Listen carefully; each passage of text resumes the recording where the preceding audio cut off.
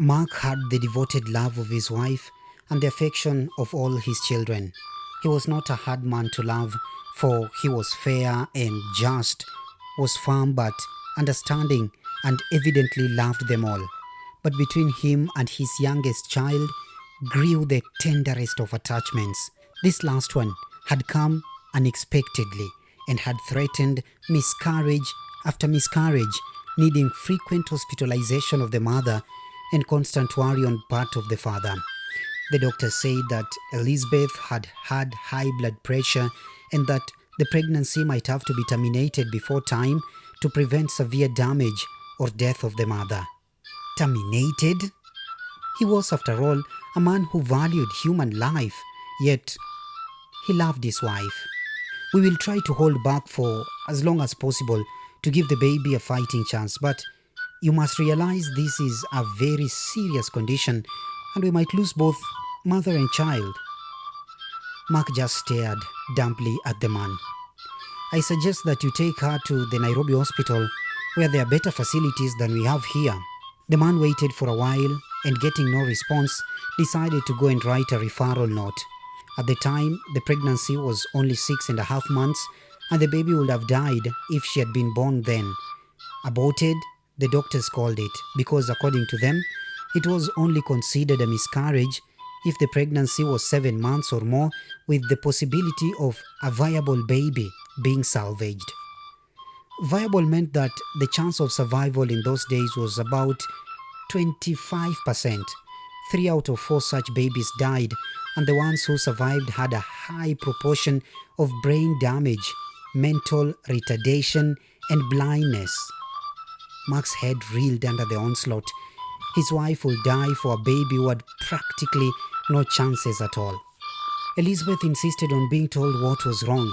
When she was sure that she had fully grasped what was being said, she took matters in her own hands. She was not the granddaughter of a Coco for nothing. Of course, we will go to that hospital. If they do admit me, Mark, you can go back to the children and only come to visit me over the weekends or whenever you can. Don't worry. My grandmother promised me that I will live a long life and the baby will be quite all right. I will call her Nyabera, the good one, after my mother. You just wait and see. And how do you know it is a girl? Asked the mystified Mark. Women were strange, but his wife was the strangest of them all. You think I have carried 6 children without learning a thing or two? She asked, smiling. He himself was only too glad to have the decision taken off his hands. Elizabeth stayed in the hospital for another 1.5 months. Then it became imperative to induce labor to save both mother and child. If we leave it there any longer, the stress might kill it. We will give you an injection to start labor tomorrow. Would you call my husband, please? Was all she said. Courage by any other name smells just as sweet. Anyone who has had induction of labor will tell you that natural labor is much easier. The pain is insistent and unremitting, building up to a crescendo of continuous agony. But Elizabeth survived it, and so did the baby, who was such a skinny, wizened little thing that its mother took one look at it and asked for water. The puzzle nurses brought her a cupful in which she dipped her fingers, touched the baby's forehead and whispered, "I baptize you, Mary, in the name of the Father, the Son, and the Holy Spirit." Though there are other worlds, Mary, however, had no intention of leaving this one just yet. Once she was out of the stressful environment of the womb, she never looked back. After 2 weeks, she had gained 1.5 pounds and looked more like a human baby than a monkey. Her mother's blood pressure remained rock steady, and Mark took his wife and his little daughter, held firmly in his arms, back home. He could therefore not be blamed if he had a weak spot for this little one. Grabbed out of the jaws of death, he will come into the house and ask, "Where is baby?" Until the day his wife reminded him that there were 6 other children in the house, as well as little Mary. All his children had gone to public schools, but when it was Mary's turn, only a private school could do. And now that he had a car and her little legs could not carry her to school, she had to be driven there. Only the fact that her mother kept her head prevented the young lady from being completely spoiled. Still, Elizabeth had to smile sometimes just watching father and daughter. However, the other children grumbled a little. What does she have to do to be punished? Commit murder? Asked Becky scathingly. She liked to be the center of attention, and Mary threatened this. Go easy on her, said Vera, who had a built-in sense of security that nothing could ruffle. But you know that he does anything she asks him to do. It's not fair. Grow up, replied Vera shortly.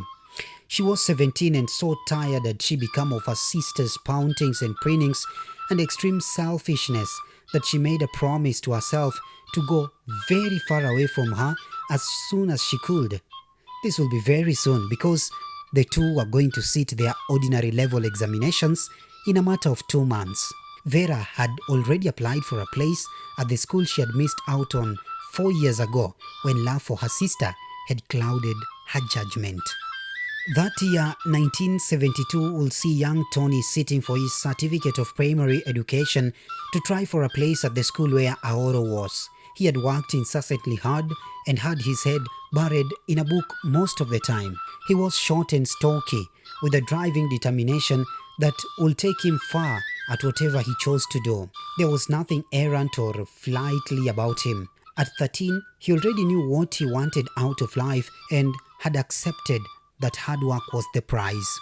Anyone who has had to live with someone faced with a major examination knows that the atmosphere is constantly charged and can be sparked off by literally anything.